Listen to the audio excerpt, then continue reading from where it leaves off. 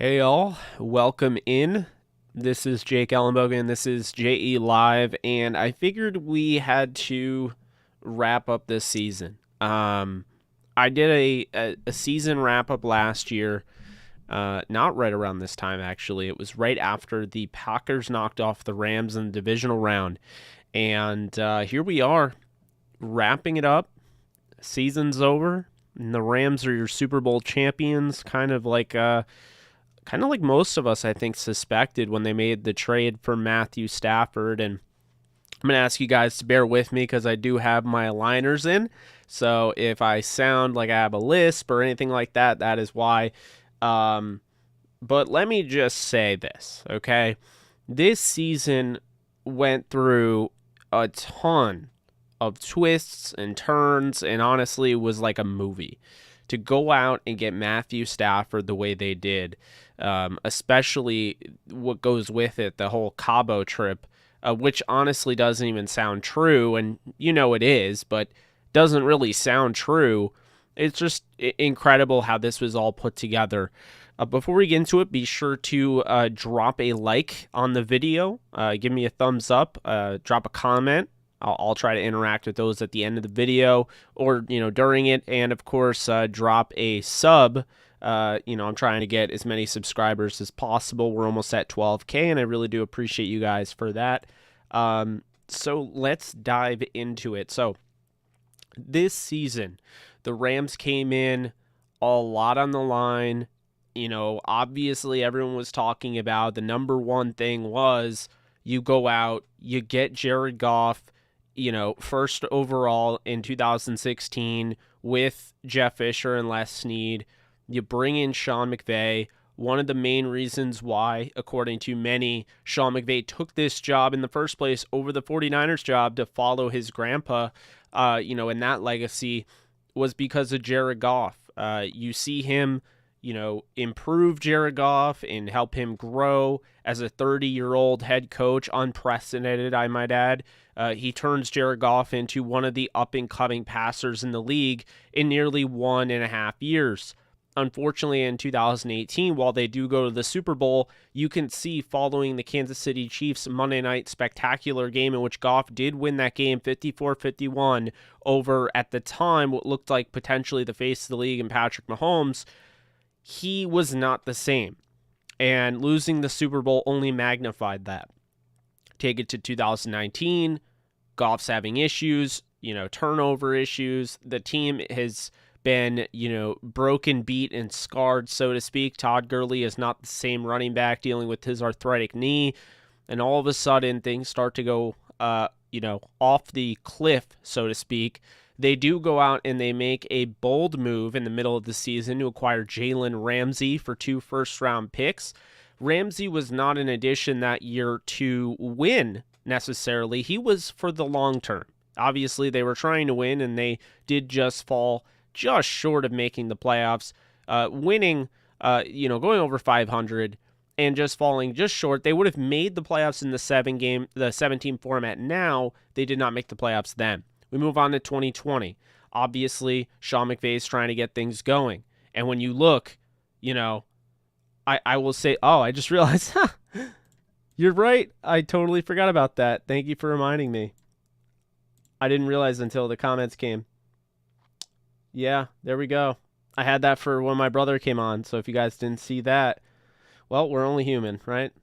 Anyway, moving on to 2020. Thank you for pointing that out, Jeff. Yes. Anyway, so moving on to 2020, you look, the Rams are desperately trying to get back in the good graces of, the LA fan base that they're trying to establish, and the NFL as one of the top teams. Having gone to a Super Bowl in 2018, you have to feel like, okay, they're coming. 2020, they have the best defense, and it's incredible, right? What Brandon Staley's able to do, creating the best defense in the NFL after seemingly, there's nothing to start with, so to speak. What I mean by that is they were using Wade's scheme. Now they use an entirely new defensive scheme, very much of the Vic Fangio variety, and he comes in with all the COVID restrictions and basically has to install his own defense over Zoom calls. Very, very impressive stuff from Brandon Staley, getting this defense to number one in the league. It was a process. It didn't happen overnight, but as time went on, they did get there. However, the offense with Sean McVay, who is one of the best offensive minds in all of football, the offense was not showing that out of Sean McVay, and they did have a myriad of issues, and a lot of it fell on Jared Goff. So you fast forward, end of the season, Rams lose 32-18 against the Packers in Green Bay, divisional round. Jared Goff had a valiant effort, but it came to the point where it was long before them. Sean McVay realized in order to get to here, Jared Goff had to come with him, and that was simply not going to work. They had figured out Sean McVay, they had figured out the offense, and so it wasn't as simple as, all right, Jared, you come with me. Goff could not get to that level. So the Rams made a bold move. Sean McVay made a bold move and decided, look, he's not going to get us there. He had the self-reflection of realizing I may have failed Jared, but at the same time, I want to win a Super Bowl, and it's all about winning Super Bowls in this league. And so Matthew Stafford becomes available after having a nice conversation with Lions brass, basically saying, you guys are about to go into a rebuild. I'm not here for that. Please, let's see if we can work out something. I'd like to go somewhere to compete for a world championship. And so that came down to, we heard all sorts of things, right? The Panthers, the 49ers, the Rams, he was getting rumors everywhere. And then on top of it, you had Deshaun Watson on the other side of things, where, Watson, before all of the legal things, you have to keep in mind he was in the mix. And where's Watson going to go? And could the Rams and Les Snead work out some magic to bring Watson to LA? And then on top of it, you had Aaron Rodgers and all of the, the different things that were going on and trending, and how he could, force his way to LA. All sorts of things, friends with Sean McVay, Deshaun Watson, friends with Jalen Ramsey recruiting him on NFL Network, so many different things going through it. However, Sean McVay was with his wife and Andrew Whitworth in Cabo, and essentially Matthew Stafford was there, and after getting a text from Clint Bowling, who was a former teammate of Andrew Whitworth, he confirmed that Matthew Stafford was there. They met up, and sure enough, after what seems to be like a fairy tale storybook type of, story, I guess, Sean McVay was able to mingle and get close and become really good friends with Stafford. And they realized that, like, hey, let's get this thing done. Sean McVay basically goes to Stan Kroenke and Les Snead and said, let's get this to work. And he asks for Stan Kroenke's blessing. Stan Kroenke signs off on it, and all of a sudden, Matthew Stafford is an LA Ram. Now, you guys can remember this because most of you that are here were probably here when I was doing a live stream about the Senior Bowl with my buddy Blaine Grisack. He was breaking down everything. We were getting his thoughts, and then the news broke. The Rams had traded for Matthew Stafford. And at that point, I said straight up they are going to win the Super Bowl, and I think a lot of people were with me. It's not that Jared Goff isn't a good quarterback. It's that the Rams were ready to win a Super Bowl, and Jared Goff was simply unable to do that. He had not done that in 2018 against the Patriots, and he had failed to do that the next two seasons. The Rams making these moves for guys like Jalen Ramsey realized that they didn't have a ton of time to take advantage of this. They didn't want these moves to be all for naught, and they were not trying to be a team that simply existed. They're trying to win the whole damn thing. Going out and getting Stafford was the right move, and before this even happened, I think it was already pretty obvious it was the right move. However, the Rams had a lot of blowback, and because of that, the mainstream media and all sorts of outlets were saying they did not take the narrative of Matthew Stafford, LA, what can happen. It was more so on the other side of things. Wow, you're going to let Jared Goff go. Sean McVay is playing the blame game. I don't think this is going to work. Matthew Stafford is not a winner, 0-3 in the playoffs.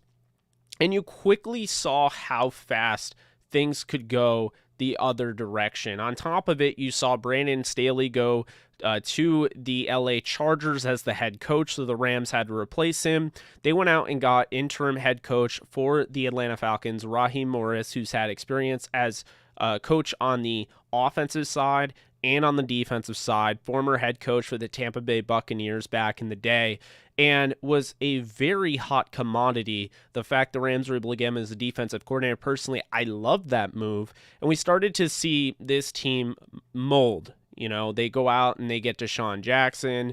They wanted to grab these certain guys. And then the draft, they were able to target certain guys that they felt like were going to help long term. But they really seemed to like Ernest Jones as a guy that could potentially start on this defense. You fast forward all through everything, going into training camp, right beforehand, we get a TMZ report, which let's call it like it is. TMZ isn't always the most notable, the most reputable source, but we did find out that Cam Akers indeed suffered a torn Achilles and was just about ruled out for this season.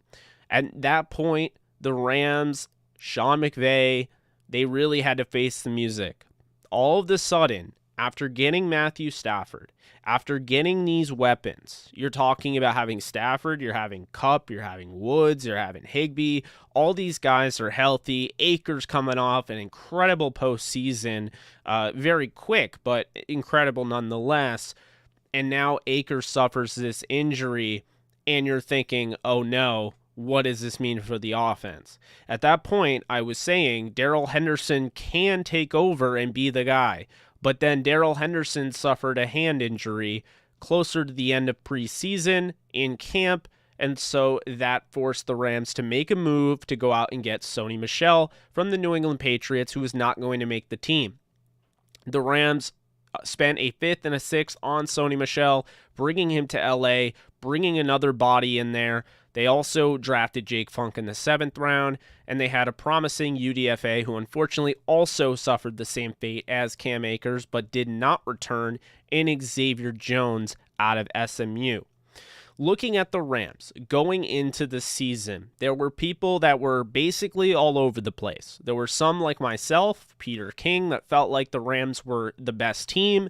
They would win the Super Bowl. And then there were some that didn't buy into the Stafford hype. They didn't buy into the Rams. And they simply felt like this was the beginning of the end for this Golden Boy experiment in LA under Sean McVay. And so much so, you had guys like, say, I forget the guy's name, but he said them, Keyshawn Johnson had them going in 3rd place. You had Cynthia Freeland not even having them make the playoffs. There were people scattered on this team, but in reality, this isn't a I told you so moment. This was pretty simple, guys, and I think a lot of you picked up on it. This team was different. This team was ready. This team was ready to make noise, but not just make noise to the point where they win a playoff game. They were ready to do some serious damage in the NFC. We go to the first game of the year against the Chicago Bears, and let me just tell you right now, watching that team work, the defense gives up a 50-yard run. Things are looking a little shaky for the defense. They come out with the huge interception in the end zone. David Long Jr., love to see that out of a 2019 third-round pick that has struggled to develop to that point. And all of a sudden, they flip the whole game on its head. You see the next play or 2 plays later, Matthew Stafford and what he can do, throwing deep down the field to Van Jefferson, the second-round receiver, second-round receiver out of Florida. And this right off the bat tells you everything. What the Rams were really missing and what Jared Goff was no longer doing. Goff used to be able to hit that throw, but for whatever reason, after the end of the 2018 season, he was not looking for that deep ball. And that is the thing. Stafford, the second play of his NFL career with the Rams, he was making sure and making his presence felt, making that big throw down the field to Van. It was one of the things you could see right off the bat, but furthermore, you could see the chemistry he had between him and Cooper Kupp.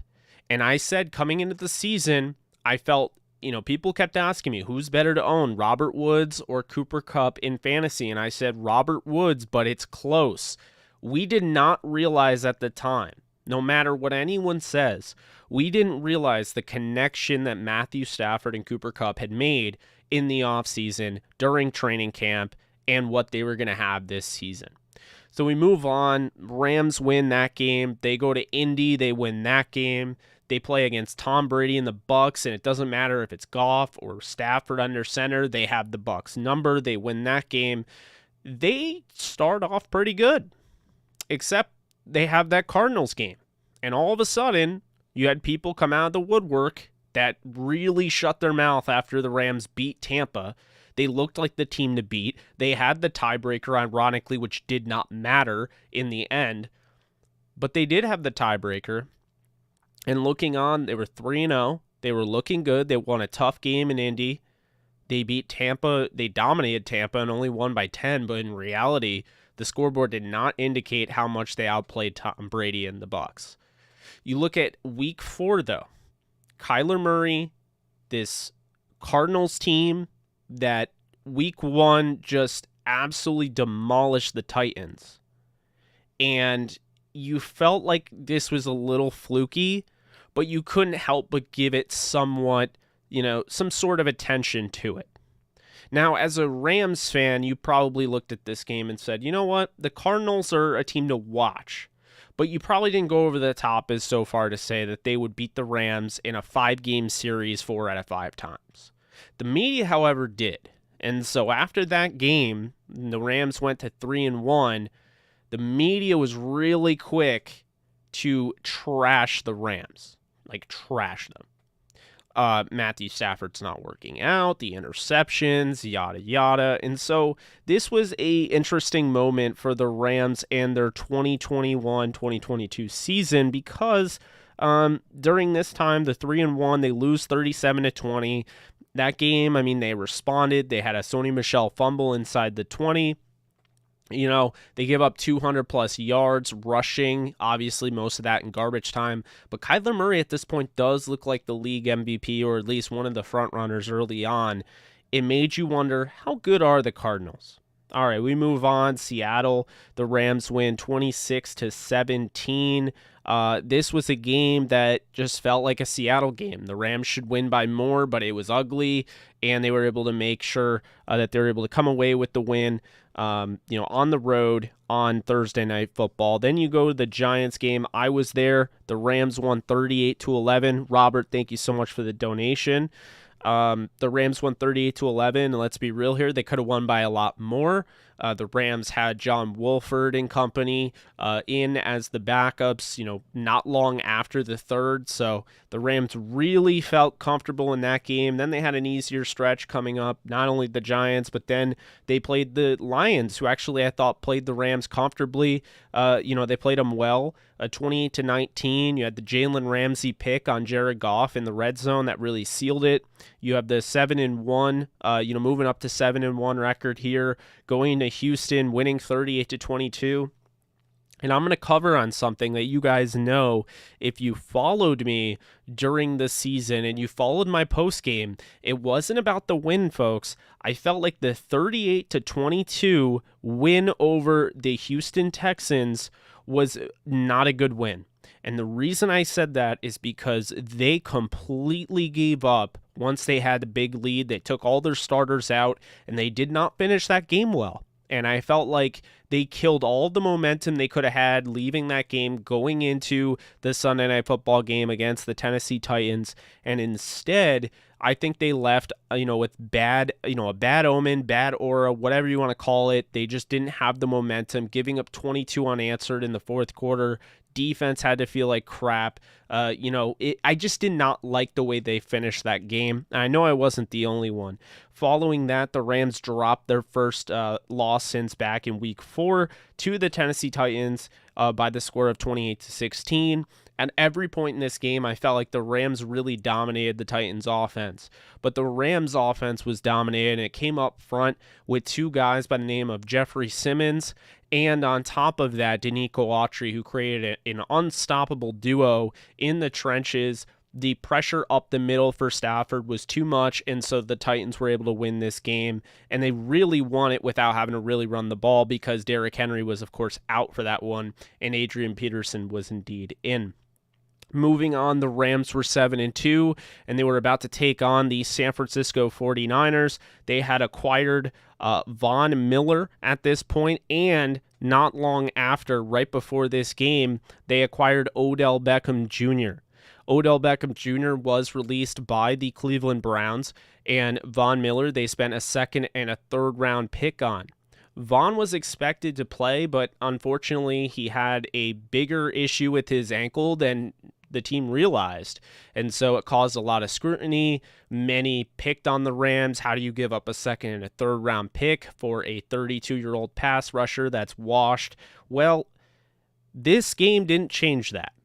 Unfortunately, right before the game, right when you're installing the game plan, the Friday that Odell Beckham Jr. is signing his deal, Robert Woods indeed tears his ACL in a freak practice injury. He so freaked that didn't even realize it. Saturday it's announced. OBJ now all of a sudden, without having really much to work with, play call wise, not knowing the playbook, not really having any sort of walkthroughs, is forced to play on Monday Night Football in a bigger role than he could have expected. Because of this, the 49ers have their way with the Rams, unable to stop the run. The 49ers run all over the Rams 31-10, and the Rams have now lost two straight, and they go into a bye week, and it's a big time bye week here, week 11. Moving on, the Rams now at 7-3 take on the Green Bay Packers, who very well could be in line to win the NFC. This is a big win for the Packers if they can pick it up, because right now these two teams are pretty much two of the top teams. The Rams already have a win tiebreaker over the Tampa Bay Buccaneers, trying to get a very crucial one against Green Bay. You don't want to go to Green Bay in the playoffs. You want to go to LA. You want to host. And so at this point in this season, you're really hoping that they can come out of the bye and come out strong. That is not what happens. And the Rams go down early on. They do come back. They try to make it a game. And despite only having the ball 2/3 of the game, they're able to make it an 8-point game. They're not able to win. They come away with a 36-28 loss. And the Rams now have officially lost 3 straight over 4 weeks, which included a bye. And it comes down to December. After not winning in November, comes down to December and the Rams and what they can do. It's December 5th on a Sunday against the hapless Jacksonville Jaguars, starting a rookie quarterback that looks very much like a rookie in Trevor Lawrence, and a team that, yes, while they did beat Buffalo, they just never looked very good this season. They also did beat Indy. So the Rams come out, and this is the quote-unquote get-right game a lot of people were calling. Rams win 37-7. They have no issue shutting down the Jacksonville Jaguars, and a lot of it is due to the fact the Rams have made crucial adjustments to change their approach on offense, tighten up the defense, and now they're using more personnel groupings. Besides the 11 personnel, they're using the 12 and 13, even putting Nopum out there on the 13 personnel. It opened up the ability to run the ball, and of course, the former trade that they made earlier in the year that didn't really have a huge opportunity to get going ends up getting going when they need him to in Sony Michel, and they dominate the Jaguars 37-7. Matthew, thank you so much for your donation. I really appreciate that. Good work this season. You called Super Bowl from the beginning. Hey, I try. But again, really do appreciate that. At this point, the Rams are 8-4. They're about to play the Arizona Cardinals in Arizona, who were considered one of the top teams in the league. In this game, the Rams find out literally right before the game, hey, we are not going to have Jalen Ramsey or Tyler Higbee. Both are going to be unavailable due to COVID. So because of that, the Rams have to operate without having Tyler Higbee and without having to have Jalen Ramsey. It's a huge opportunity for the Cardinals. They feel like they definitely have the advantage here. And so the Rams come away with a 30-23 win over Arizona, improving to 9-4. This was a big point in the season because after they won against Jacksonville, the question was, are the Rams back on track or is it just Jacksonville? When they beat Arizona, there weren't questions. Maybe some were to say, is Kyler Murray himself? Is Arizona themselves? But at the same time, the questions were starting to dwindle here down the stretch. The Rams would win again, going to 10-4 against Seattle, 20-10 in a game that they probably should have won by more. But they also had some guys starting due to COVID. They had a lot of COVID issues during this stretch. And then they improved to 11-4 with a very key win, 30-23 over the Minnesota Vikings on the road. And I can't stress to you how important these upcoming wins were. The Rams were getting this very good experience against teams that are playing like their life is on the line. The Vikings seemingly had to win out at that point to make the playoffs, so that was a must-have game. And the Rams were playing playoff-conditioned football where you have to win down the stretch and you have to win in crunch time, and that's what the Rams were doing. They did well against the Vikings despite Matthew Stafford not playing his best game, and against the Ravens despite no one really playing their best game, shutting down Sony Michel, who was actually running well during that point. And, of course, they beat the Ravens. They hang on 20-19. A big reason for that is new return man Brandon Powell coming away with a return touchdown. 20-19 is your score, and the Rams had to go down the field with Matthew Stafford and win the game in close down the stretch and down the wire. And a big reason was the 4th and 1. It was a huge play to get the ball to Odell Beckham Jr. and hang on to it despite being twisted around. The Rams were able to get the job done and beat the very, very desperate Baltimore Ravens week 17 to improve to 12-4. The next game was different because this is the first time in NFL history there is a 17-game season. So, with that said, they played against the San Francisco 49ers, desperately trying to make the playoffs. They had to win, and they had to hope that the Falcons beat the Saints. If the Falcons did not beat the Saints and the Saints beat the Falcons, then the 49ers 100% had to win. And if the 49ers lost, then the Falcons would have to beat the Saints in order to make the playoffs. So they knew that it was not a guarantee that they were making it. And despite the fact the Rams went up big early on, I believe by the score of 17-3, the 49ers were able to fight back and win in overtime 27-24, which snapped a 6-game winning streak for the Rams. So this was a big point in the Rams season. It was put up or shut up time. And as Sean McVay said, our season is not written yet. This is not going to define us. This loss doesn't change anything. We're going to continue to play strong. And that's exactly what they did on the first ever wild card Monday Night Football, which was absolutely ridiculous, but I will get into that. January 27th, the Rams came away with a dominating performance in Wild Card Weekend at SoFi Stadium by the tune of 34 points to 11 of Arizona. This was not the same Arizona team that caught them by surprise week 4. This was not that team anymore. This was a Raheem Morris coach defense and a Sean McVay offense that was humming at the right time and looked absolutely lethal down the stretch. They came away with a 34-11 win and moved on in the divisional round to face the Tampa Bay Buccaneers once again. In that game, despite the fact the Rams had 1 day less of preparation, the Rams went on to the divisional round and knocked off the Tampa Bay Buccaneers on the road against Tom Brady. Matthew Stafford coming away with a huge play to Cooper Kupp and making a huge stand, 30-27. They blew a 27-3 lead, but they were able to still hold on to it. And I credit a lot of that due to the experience of playing in those close games down the stretch against the Ravens and the Vikings of the world. And I think that's really why they were able to hang in there and hold off Tampa.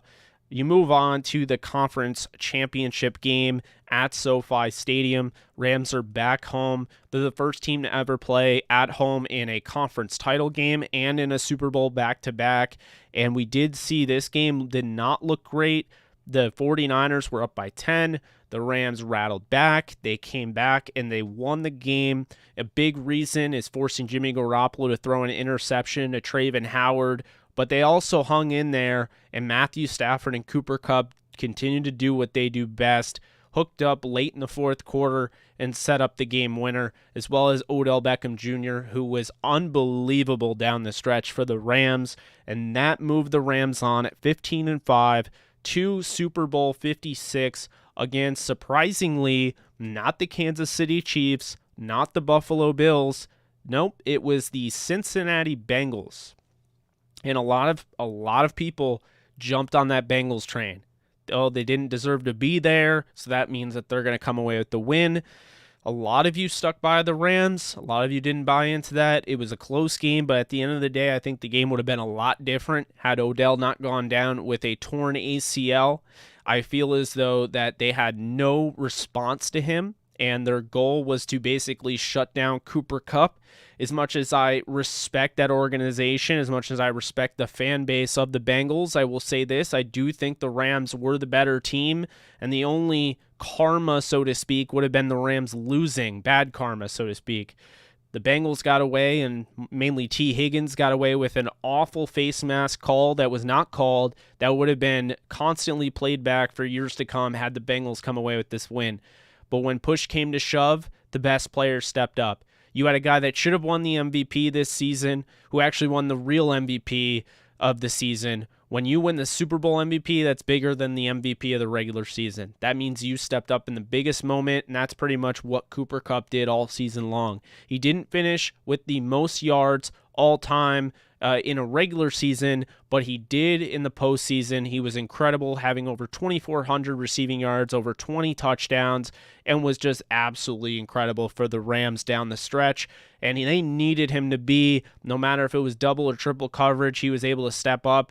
And finally down the stretch, Matthew Stafford continued his 14 touchdowns, 0 interception, fourth quarter raid of teams. He was unbelievably ice cold veins and came through in a big spot, throwing the touchdown.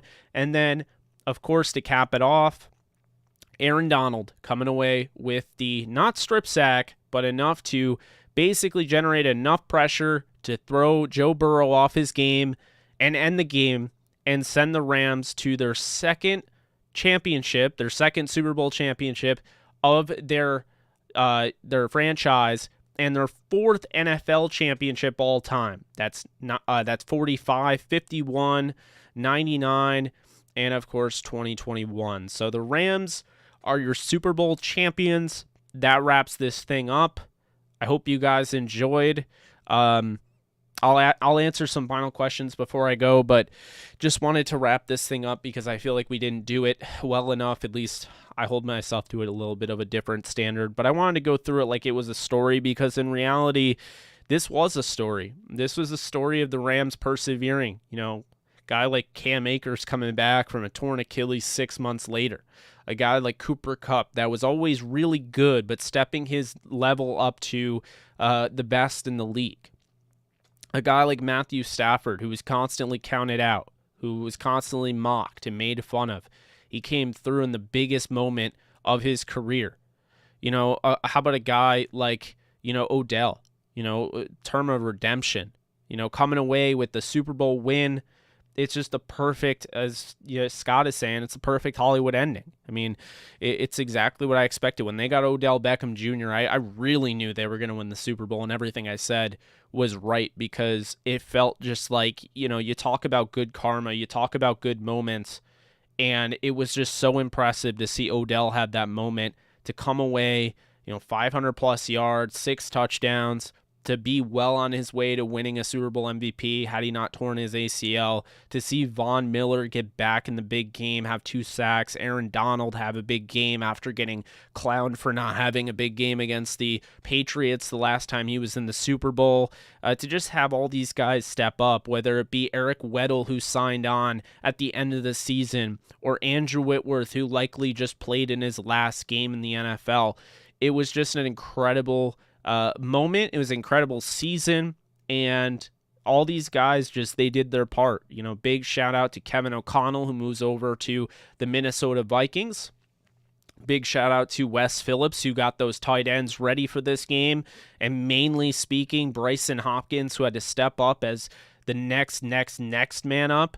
Those two are going over to Minnesota. A big credit to Coach Ejiro Evero, who was the secondary coach. He moves on as the defensive coordinator to the Broncos, wishing him the best, as well as assistant special teams coordinator that helped get this special teams from one of the worst in the league to one of the best at the end of the season, Coach Dwayne Stukes.